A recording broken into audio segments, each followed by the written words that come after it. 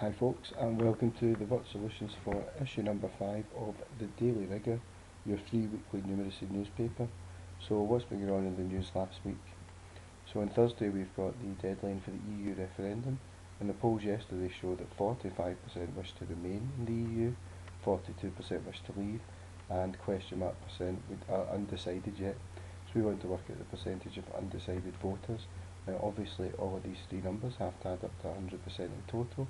So we simply add these two numbers together, take it away from 100 to get the percentage of undecided voters. So that's 13% are still undecided. So obviously with it being so tight, these undecided voters are going to be crucial to deciding the outcome. Okay, so on to the weather article.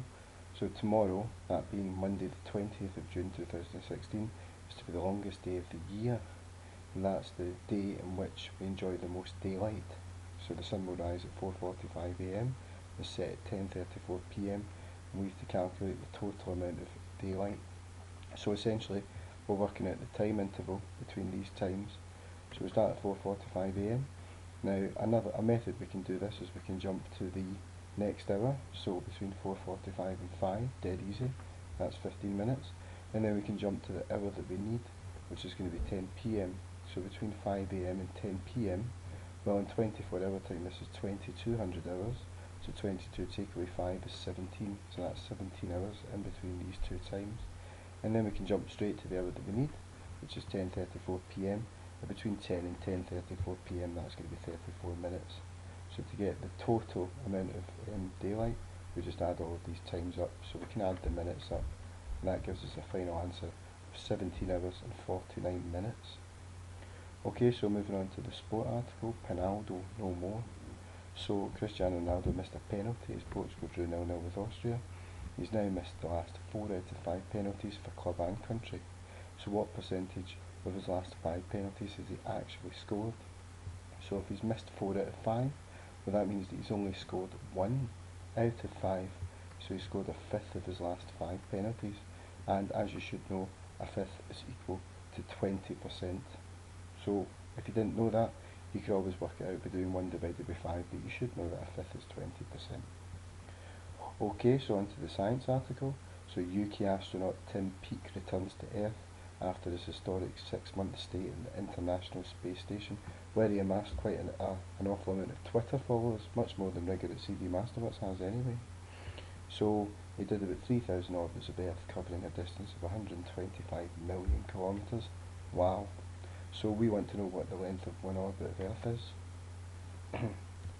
So we do the 125 million, which is 125 with 6 zeros, and we're going to divide that by the 3,000 orbits that he did. So if we put that into a calculator, we'll get an answer of 41,666.67 to 2 decimal places, kilometres, and we'll not penalise for rounding for this question because it didn't specify. Okay, so on to our final article. This is World. Disney World has opened up a resort in Shanghai. It cost £5.5 billion $5.5 billion to build. So you can buy a family ticket for a very reasonably priced cost of $198 when you compare it to other resorts such as Orlando, Florida, Japan, etc. So how many family tickets must Disney sell before they can make a profit? So similar to the last question, we do 5.5 billion, which is 55, and then it's going to be 8 zeros, so that's what number 5.5 billion looks like. We're going to divide it by the cost of a family ticket, 198, and if we put that into a calculator, we'll get 27,777,777.777 ... Now rounding is crucial in this one because you can't sell a fraction of a ticket, so you have to round up to the nearest whole number, because if you round down, that amount wouldn't get to 5.5 billion. So for this question, the purposes of this question, you need to round up. Even if this number was less than 5, you would still need to round up so that you could calculate the number of family tickets before Disney can make a profit. So to answer the question, it's 27,777,778 family tickets before Disney can turn a profit. But I'm sure they'll get it, but obviously that's a long-term investment. They weren't going to make back their total investment as quickly as they did with Star Wars Episode 7, I don't think.